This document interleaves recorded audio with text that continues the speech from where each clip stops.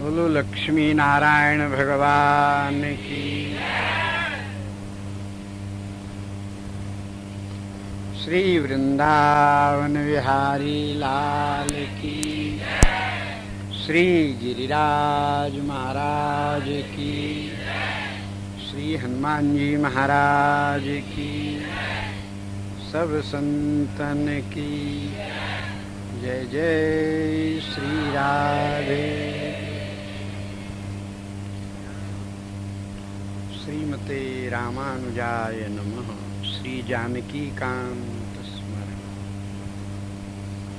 प्रेमारविंदमरविंद मलिंद मूर्तिं कंदर्पदर्प दमनं कमनीय कांत। श्री जानकी वदन चंद्र चकोर रूपम साकेतनाथमजितं सततं नमामि। साकेतनाथमजितं सततं नमामि। कान्तिस्थितामृषति निन्दितशारदे यत्रैकतो विलसितामसिताङ्गशोभा। वृन्दावनेऽपि कृतयामुनगाङ्गसङ्गं श्रीराधामुकुन्दयुगलं तदहं नमामि। श्रीराधामुकुन्दयुगलं तदहं नमामि। वाञ्छाकल्पतरुभ्यश्च कृपासिन्धुभ्य एव च पतितानां पावनेभ्यो श्रीवैष्णवेभ्यो नमो नमः। अस्मद्गुरुभ्यो नमः। अस्मत्परम गुरुभ्यो नमः। अस्मत्सर्वगुरुभ्यो नमः। श्रीमते रामानुजाय नमः। श्री जानकी वल्लभो जय। सरस्वतीं व्यासं ततो जयति। अनंत कोटि ब्रह्मांड नायक परात्पर ब्रह्म परमात्मा आनंद कंद भगवान श्री अयोध्यानाथ जी की अनुकंपा से जीवों को सत्संग का सौभाग्य प्राप्त होता है।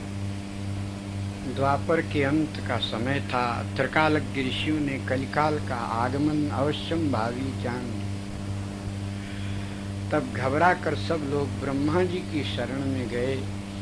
श्री ब्रह्मा जी से प्रार्थना किया, प्रभु ये घोर कलिकाल आ रहा है, भगवान ने बनाया है, इसे कोई रोक नहीं सकता। इसका प्रचंड प्रभाव होगा। संपूर्ण मनुष्यों की रुचि धर्म से हट जाए, अधर्म में हो जाए, अनाचार को शिष्टाचार समझेगा, उच्छृंखलता को स्वतंत्रता नाम देगा, पाप करने में गौरव अनुभव करेगा।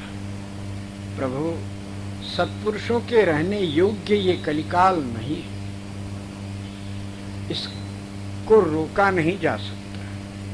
गर्मी तो पड़ रही है, कोई माई का लाल गर्मी को रोक नहीं सकता। अपने बचने का उपाय किया जा सकता।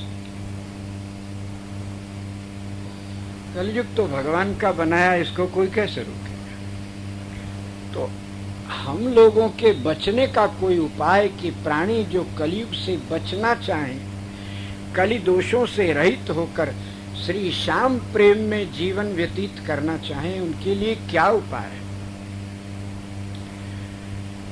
हम लोगों ने तो आज तक शास्त्रों को पढ़कर सुनकर सत्संग के द्वारा यही अनुभव किया है कि सत्संगो ही भवभंजन, संसार चक्र से छुड़ाने वाला, कली के प्रवाह को मिटाने वाला, कली दोषों से बचाने वाला सत्संग है। सत्संग में काल की गति नहीं होती। रामायण में सुग्रीव जी कहते हैं, ये बाली मेरा भाई नहीं काल है और मेरे पीछे पड़ गया। मैं त्रिलोकी में घूमा, कहीं भी मुझे त्राण नहीं मिला। ऋषिमुख पर आया, ऋषियों का जहाँ समूह हो उसी को ऋषि मुख कहते हैं। जहाँ सत्संग हो वहाँ काल का प्रवेश नहीं होता। कथा में जब मन लगता है तो कितने बज गए पता ही नहीं चलता, काल का प्रवेश नहीं होता। इसीलिए प्रभु हम लोगों ने ये निश्चय किया है कि सत्संग में काल का प्रवेश नहीं है, पर मानव के शक्ति की सीमा है। निरंतर सत्संग नहीं कर सकता। घंटा 2 घंटा के बाद में शरीर शांत हो जाता है और सत्संग बंद भया कि कली का प्रभाव चालू हुआ। कथा से लौटते लौटते ही प्रपंच की बातें शुरू हो जाती। सत्संग में रहो तभी तक ठीक, तब सदा सत्संग हम करें, कलिकाल विघ्न न करे। ऐसा कोई पावन पवित्र स्थल बताओ जिसमें कलयुग का प्रभाव असर न करता हो और हम लोग निरंतर सत्संग करें तो भूख प्यास क्षुधा पिपासा अन्यान्य शरीर की आवश्यकताओं का अनुभव ही न हो, ऐसा कोई आप चक्र चला।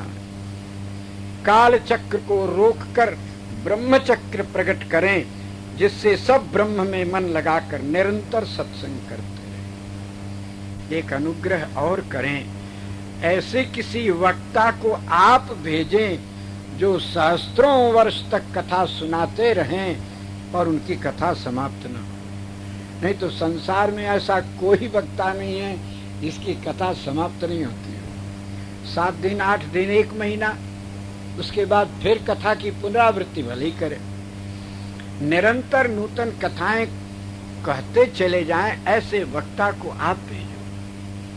ऋषियों की उत्तम जिज्ञासा जानकर ब्रह्मा जी प्रसन्न हुए। ब्रह्मा जी ने मन से एक चक्र प्रकट किया है। ब्रह्म चक्र की छाया में आते ही ऋषि लोग आश्वस्त हो गए, शांत हो गए। श्री ब्रह्मा जी ने कहा, इस चक्र की छाया में आप चले जाओ। जहाँ पृथ्वी पर ये बैठे, इसकी नेमी का स्पर्श जिस भूमि को होगा वो नैमिषारण्य नाम से कहलाएगा। कली की छाया वहां नहीं पड़ेगी। और ये चक्र जहाँ रसातल में चला जाएगा, वहां से मंदाकिनी की धारा प्रकट होगी, उसे चक्र तीर्थ कहा जाएगा। उस चक्र तीर्थ में स्नान करने वाला प्राणी संसार चक्र से छूट जाए। उसी चक्र तीर्थ में स्नान करके भगवती गोमती गंगा के किनारे विशाल घनघोर जंगल में एकांत शांत जगह में भगवान की कथा का आयोजन करके वक्ता की प्रतीक्षा करो। श्री ब्रह्मदेव की आज्ञा से ऋषीन्द्र मुनीन्द्र अमलात्मा गण ब्रह्मचक्र की छाया में धीरे धीरे पृथ्वी की परिक्रमा करते हुए एक जगह ब्रह्मचक्र ने पृथ्वी को स्पर्श किया। नैमिषारण्य नाम का परम पवित्र स्थान प्रकट हुआ। सभी तीर्थों में श्रेष्ठ है, जहाँ की हुई साधना शीघ्र सिद्धि प्रदान करती है। तीर्थ वर नैमिष विख्याता, अति पुराण साधक सिद्धिदाता।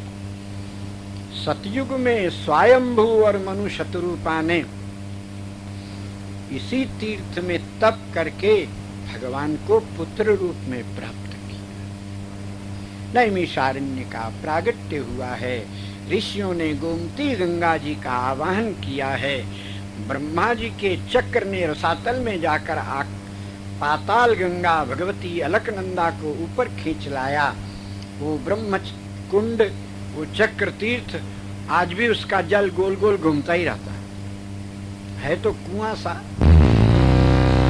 मध्य में कुआं है, उसके चारों तरफ घेरा है, कुएं से जल उबल कर उसमें आता है, उसी में लोग स्नान करते हैं। वो जल तो घूमता ही है, उसमें नहाने वाले भी घूम घूम कर नहाते हैं, एक जगह नहीं नहाते। उस कुंड की परिक्रमा करते रहते हैं, नहाते हैं। कुछ तो इनके चलने से पानी गोल गोल घूमता है और कुछ वो सहज घूमता है। ये चक्र तीर्थ है, संसार चक्र से छुड़ाने वाला। बगल में ही भगवती गोमती गंगा बहती। गोमती जी की पवित्र धारा है और कथा का आयोजन एकांत शांत जगह में ही करना चाहिए, कोलाहल पूर्ण बाजार में नहीं। एकांते नदी तीरे अथवा शून्य मंदिर। यहाँ का प्रबंध देखकर हमारा लाला तो प्रसन्न हो गया। हाँ, ऐसी जगह कथा जहाँ श्रोता केवल सुनने के लिए ही आते हो। बीच बाजार में होगा तो तमाशा देखने श्रोता लोग आते। भगवान की कथा में जो आवे वो केवल कथा के लिए ही आवे, ज्यादा भीड़ की आवश्यकता नहीं होती है। श्रोता शांत होकर भगवान की कथा श्रवण करे। और इतनी सावधानी बरती गई है कि मंडप में प्रवेश करते ही जहां तहां लिख लिख कर रखा गया, यहाँ कैसे रहना, कैसे उठना, कैसे बोलना। बड़ा अच्छा प्रबंध है। हमने तो पहले ऐसा प्रबंध देखा है।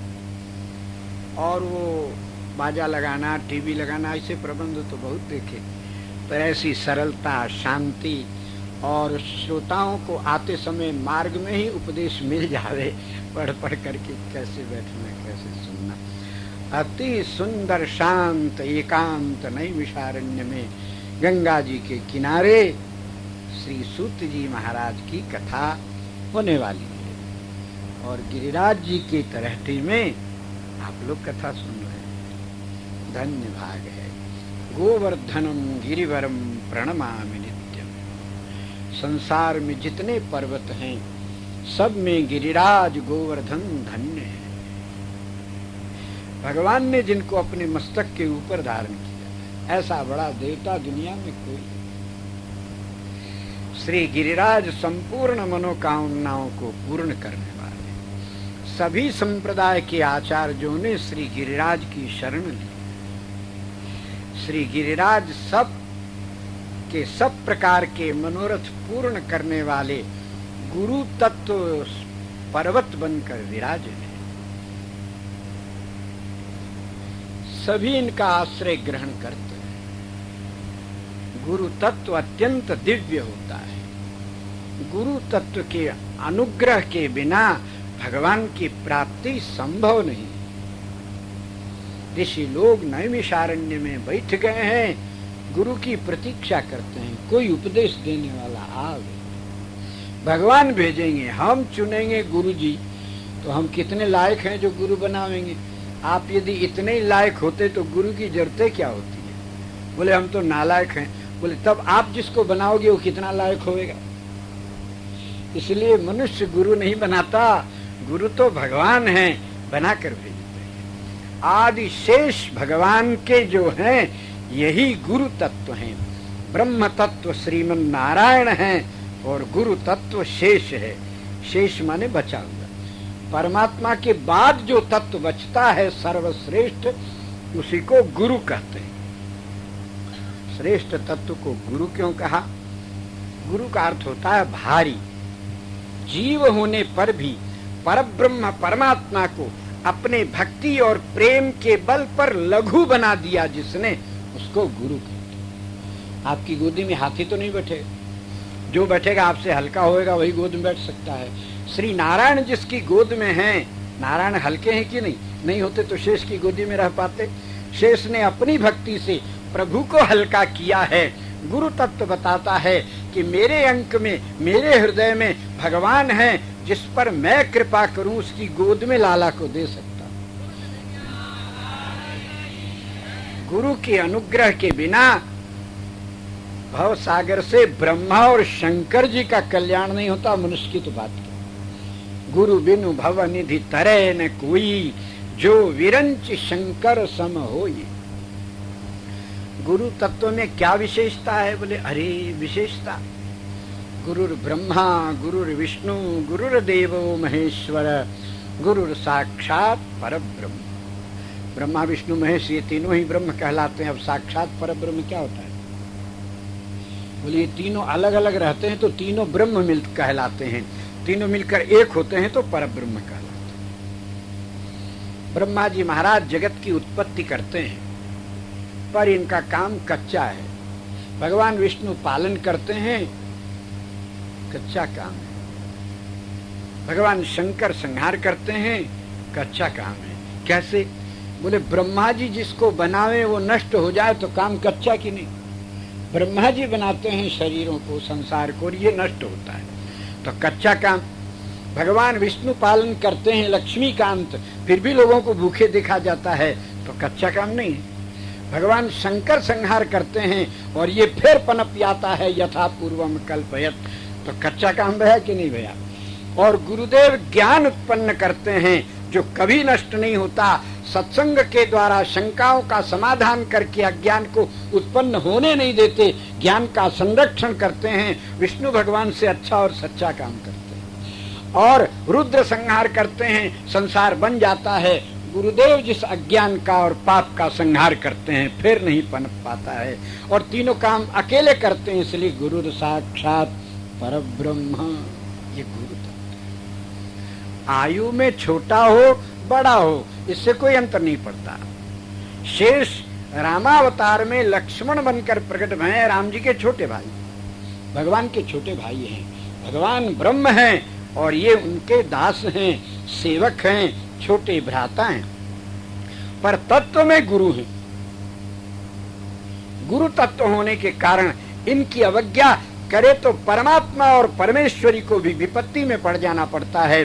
श्री रामभद्र हिरण के पीछे चले, जानकी जी के कहने से लक्ष्मण जी ने उठकर कहा, आर्य ये क्या, वो सोने का हिरण होता है? असंभवम हे मृगस्य जन्म। आप नाटक कर रहे हैं, मैं देख रहा हूँ वो मारीच है। अभी परसों भी आया था 18 राक्षसों के साथ में, आपने 17 को मारा, इसको छोड़ दिया, किस लीला के लिए पता नहीं, आज फिर वही आया है। और आवश्यकता हो तो हमारे रहते आप कष्ट करें, ये ठीक नहीं, हमको जाने दो। भगवान ने कहा, लक्ष्मण बात तो तुम्हारी ठीक है, पर वैदेही ने पहले पहल कहा है कुछ, आज इनकी बात मान लेना चाहिए। लक्ष्मण जी चुप हो गए। गुरु की बात नहीं मानेंगे, दुल्हन की बात मानेंगे। मान के देखो क्या होता है। श्री राम जी गए तो हिरण नहीं मिला, लौट के आया तो सीता जी नहीं मिली। परमेश्वर को रोना पड़ा 10 महीना तक गुरु की अवज्ञा करने। और जगदम्बा परमेश्वरी भगवती आदिशक्ति उद्भव स्थितिम संहारकारिणीम क्लेशहारिणीम सर्वश्रेयस्करीम सीताम, ऐसी आदिशक्ति को हाथ जोड़कर लक्ष्मण जी ने कहा, माता जी मेरी मर्यादा का उल्लंघन मत करिएगा। रामानुज लघुरेख खिंचाई, रामानुज की छोटी मर्यादा भक्ति मार्ग की, इसका उल्लंघन नहीं करना। श्री जी ने, मैं सर्व शक्तियों की मूल महाशक्ति हूँ, रेख नांग सी बाहर आई और लंका के कारागार में पहुंची। गुरु की अवज्ञा करने से 10 महीना परमेश्वरी को भी रोना, चाहे परमात्मा हो चाहे परमेश्वरी हो, गुरु तत्व की अवज्ञा भारी पड़े। और गुरु को धारण करते हैं, भगवान के आधार शेष हैं। सर्वाधार भगवान है और भगवान के आधार शेष हैं। गुरु के तत्व के ऊपर ही भगवत तत्व टिका हुआ है। संसार में गुरु तत्व हट जाए तो भगवत तत्व का ज्ञान किसी को नहीं होगा। गुरु तत्व आधार है और यही सबकी रक्षा करने में समर्थ है। लोग देवतांतरों की पूजा करके गुरु पूजा की अवहेलना किया, तब श्री ठाकुर जी ने देवेंद्र की पूजा को रोककर गिरिराज की पूजा कराई और बताया, गुरु तुम्हारे घर में ही रहता है। भले वो पांच भौतिक जड़ शरीर में हो, मट्टी के शरीर में हो, चाहे पाथर के विग्रह में हो, ये तत्वतः गुरु है, इसलिए गिरिराज है, इनका पूजन करो। सब लोगों ने पूजन किया। इंद्र ने थोड़ी धृष्टता की है तो भगवान ने कहा, गुरुदेव की शरण में चलो, गिरिराज के समीप आए। गुरु तत्व नीचे रहेगा तो संरक्षण कैसे करेगा, आदर करके ऊपर उठाओ। श्याम सुंदर ने, परमेश्वर ने अपने सिर पर उठा लिया है श्री गिरिराज को। बोल गिरिराज महाराज की। गिरिराज की छत्र छाया में बैठकर ब्रजवासी आज भी सुरक्षित हैं और आज भी छत्र छाया में बैठ करके ही सत्संग का लाभ प्राप्त कर रहे हैं। गुरु तत्व के बिना ज्ञान कौन दे? अनंत ज्ञान किस में होगा? गुरु ही तत्व अनंत है, भगवान अनंत नहीं है। भगवान का नाम अनंत है, रूप अनंत है, लीला अनंत है, गुण अनंत है, पर भगवान अनंत नहीं है। गिनती में एक है, दो भी नहीं, एकमेवा द्वितीयम। तो परमात्मा का अंत है। गिनती में भगवान एक ही हैं, इनके नाम अनंत हैं, रूप अनंत है, लीला अनंत है, गुण अनंत है, शक्ति है, पर ये स्वयं अनंत नहीं है, एक हैं। इनका अंत है, भगवान एक ही हैं। और गुरु अनंत हैं। आज तक कितने लोगों के कितने गुरु होते आए हैं, कौन माई का लाल गिन सकता है। अनंत अनंत गुरु प्रकट हुए हैं। इसलिए इनकी वंदना करते समय रामायणकार लिखते हैं, जय अनंत जय जगदाधारा, तुम प्रभु सब देवन निस्तारा। ये गुरु तत्व अत्यंत दिव्य है। नौमिषारण्य में ऋषि लोग गोमती गंगा के किनारे हरे हरे घनघोर वृक्ष और जंगल के मध्य में हरी हरी दूर्वा पर अपने अपने कुशासन बिछा करके बैठे हैं। सामने विशाल बरगद का वृक्ष है, उसके मध्य में चारों तरफ वेदी का निर्माण भया है। वो बरगद का वृक्ष गुरु तत्व के संरक्षण के लिए गोल न होकर के ऐसे है जैसे कड़ाही होती है, जिसमें बैठने की सुरक्षा है। ऊपर से घनघोर डालियां गई हैं। आज भी वो वृक्ष नैमिषारण्य में ज्यों का त्यों बड़ा प्राचीन वृक्ष है, विचित्र स्वरूप है, घनघोर है। उसके सामने भद्र वेदी पर महर्षियों ने एक नन्ही वेदी प्रकट की है, बनाई है, गाय के गोबर से लीप कर सुंदर सजावट करके उसके ऊपर कलश की स्थापना करके विघ्न विनाशक भगवान गणपति का पूजन किया है। श्री गणेश जी महाराज के पूजन के बिना कोई काम प्रारंभ करो उसमें विघ्न आवे ही आवे। ये विघ्न हरता है और विघ्न करता भी है, विघ्नेश है। इनकी पूजा न करो, ये अपने बाप को नहीं छोड़ते, आपको क्या छोड़े। भगवान शंकर त्रिपुर का विनाश करने के लिए धनुष पर बाण उठाया, 5 मिनट में उसको मारना है। जब तीनों पुर एक में मिले हों, वो अलग हो जाए तो कोई माई का लाल मार नहीं सकता उनको। वो 1 सहस्त्र वर्षों में आपसी ऊर्जा प्रदान करने के लिए आपस में सटते हैं, 5 मिनट में ही ऊर्जा प्राप्त करके अलग हो जाए। अलग होने पर नहीं कटेंगे, नहीं मरेंगे। और सटे रहे तब तो अब 5 मिनट में एक बाण मारा, वो व्यर्थ चला गया, निशाना चूक गया। दूसरा बाण मारा, निशाना चूक गया। महादेव जी को पसीना आ गया। मेरा लक्ष्य कभी च्युत नहीं होता है, कभी च्युत नहीं होता, कभी व्यर्थ नहीं जाता, मेरा निशाना चूका। घबराते ही भगवान श्री हरि प्रकट भये। बोले प्रभु मेरा लक्ष्य कैसे चूक रहा है। बोले आपका बेटा विघ्न कर रहा है, आपने युद्धारंभ में पूजा नहीं की। बोले क्या करता है। बोले जब आप लक्ष्य निर्धारित करते हैं तो अंगूठे में खाज आ जाती है, वो आपको पता नहीं चलता, अंगूठा में खाज करने लगता है, वो निशाना चूक जाता है। पार्वती जी को पुकारा महादेवी, बोले थोड़ा उपद्रवी का पूजा कर दे, तो ये विघ्न कर रहा है। पार्वती जी ने पुकारा हेरम्ब, बोले किम अम्ब, अरे बेटा तुम्हारे पिताजी युद्ध कर रहे हैं। कुमकुम लगाया, अक्षत लगाया, हाथ में एक मोदक दे दिया। गणेश जी ने कान फड़फड़ा दिए, विघ्न भाग गया। तीसरे बाण में त्रिपुर का महाविनाश हो गया। भगवान त्रिपुरारी कहलाए। इसलिए नौमिषारण्य के मुनीश्वरों ने सबसे पहले भगवान विश्वक्सेन गणपति का पूजन किया। ये गजानन गणेश तो बाद में प्रकट हुए हैं।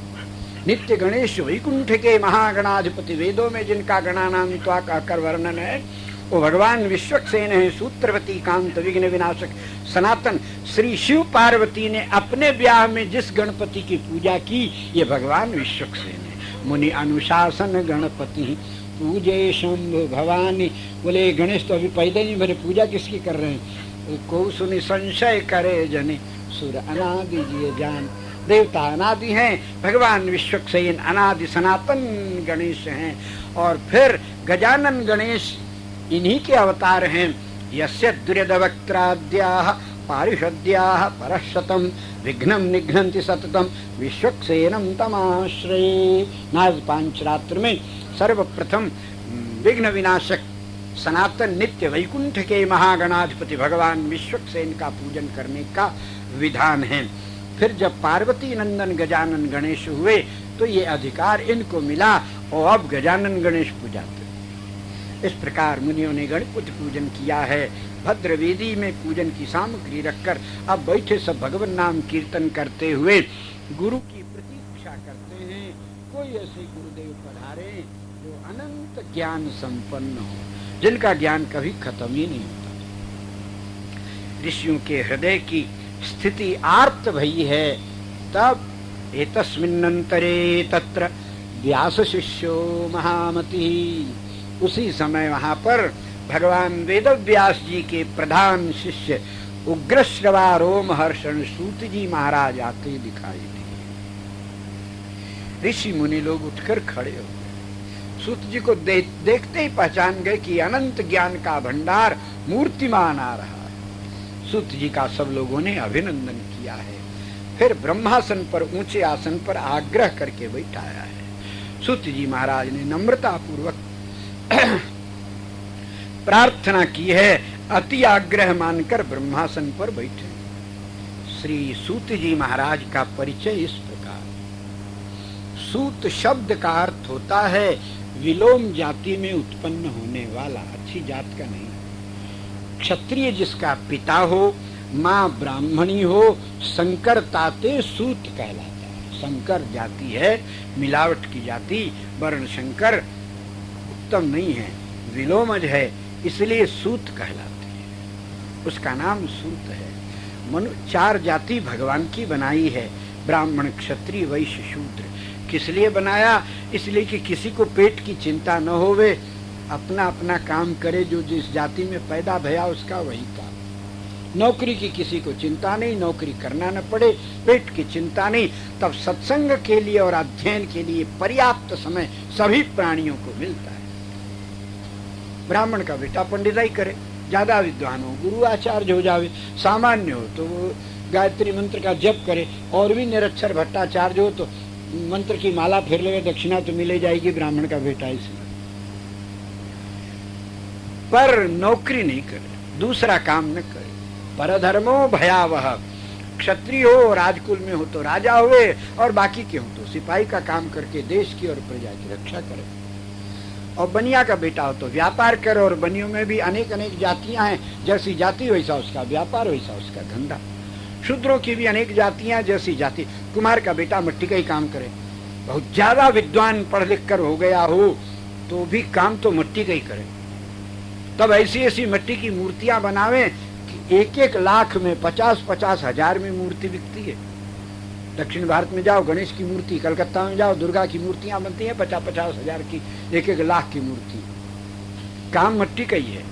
और नहीं पढ़ा लिखा हो तो ईटा पत्थरा थाप के अपन काम पेट भर ले, काम दूसरा नहीं करना, अपनी जाति का ही काम करना। श्री राधा जी गोप कन्या है, और इतनी श्री वृषभानुराय जी की कन्या है। वृषभानुराय जी इतने संपन्न हैं कि अपनी बेटी की सेवा में 16,000 दासियां नियुक्त किया। और श्री जी प्रेम का विग्रह होने के कारण किसी को दासी नहीं मानती हैं, सबको अपनी सखी कहती। ये स्नेह स्वरूपा, इनमें अभिमान छू ही नहीं जाता है, इसलिए सबको सखी कहती। इतनी इतनी सखियां दासियां होने पर भी दही दूध बेचने पधारती हैं। बोले हमारी जाति का धंधा है, धर्म नहीं छोड़ा जा सकता। ये दूसरी बात है। श्री कृष्ण के प्रेम में विभोर होने के कारण दही लो नहीं बोल पाती हैं, इनके मुख से निकलता है हरि लो हरि लो। सिर धरी मटुकिया डोले, दधिका नाम बिसर गई राधा, हरि लो बोले। श्री हरि इन्हीं की कृपा से मिलते हैं। ये कृपा न करें तो श्री हरि मिले नहीं। राधे राधे बोल, दौड़े आवेंगे बिहारी, फिर तो अपने आप लाला चला आवेगा। कमल का फूल खिले तो भंवरा के आने में कोई निमंत्रण देना थोड़ी पड़ता है। श्री राधा रूपी कमल जिसके समीप है, श्री राधा जी के चरण कमल जिसके हृदय में खिलते हैं, कृष्ण भंवर छाड़त नहीं तब लगी तिनके पास। श्री कृष्ण मडराने लगते हैं। तो मतलब ये कि स्वधर्म का ठीक पालन। श्री सूत जाति का जो प्राणी होता है उसका 2 काम है। कम पढ़ा लिखा हो तो रथ चलावे, घोड़ा हाँके, टांगा हाँके, और विद्वान हो तो कथा कहे। पर ये श्री सूत जी महाराज विलोम जाति के नहीं हैं, ब्राह्मण हैं। श्री बलभद्र जी को भ्रम हो गया सूत नाम से, इसलिए उन्होंने इनका वध किया है, तो ब्रह्म हत्या लग गई है बलराम जी को, प्रायश्चित करना पड़ा है। ऋषियों ने कहा आपको ब्रह्म हत्या लग गई। सूत नाम है, सूत संज्ञा नहीं है। संज्ञा होवे तो सूत का बेटा सूत ही होवे, दुबे का बेटा दुबे, तिवारी का बेटा तिवारी, तिवारी का बेटा तिवारी, पांडे का बेटा पांडे। तो सूत का बेटा सूत होना। पर सूत जी के मरने के बाद जब दोबारा बलभद्र जी ने इनके द्वारा पुत्र उत्पन्न किया है, तो सूत का पुत्र सूत नहीं हुआ, सौती हुआ है। जनक का पुत्र जानकी, भरत का पुत्र भारती, रावण का पुत्र रावणी, व्यास का पुत्र वैयासिकी, वैसे सूत का पुत्र सौती, और सौती महाभारत के प्रवक्ता हैं। श्री सूत जी महाराज ब्राह्मण हैं। यज्ञ करते समय श्री वेदव्यास जी ने अरणि मंथन किया है। मंत्र के प्रभाव से अरणि में अग्नि प्रकट होते समय व्यास जी का पसीना टपका, उसी में से एक तेजस्वी पुरुष प्रकट भया, उसका नाम सूत। ये सूत जी महाराज कथा इतने प्रेम से सुनते हैं कि इनका नाम उग्रश्रवा हुआ है, और कथा सुनते ही इनको लगता है साक्षात भगवान सामने हैं। इनके रोए सब आनंद में खड़े हो जाते हैं, इसलिए रोमहर्षण, रोमहर्षण, उग्रश्रवा ऐसे नाम हैं। किसी किसी पुराणों में बाप बेटे का नाम भी उग्रश्रवा दिया गया है, पर पुराण शास्त्रों का गहन अध्ययन करने पर ऐसा निश्चय हुआ है कि सूत जी महाराज ब्राह्मण हैं।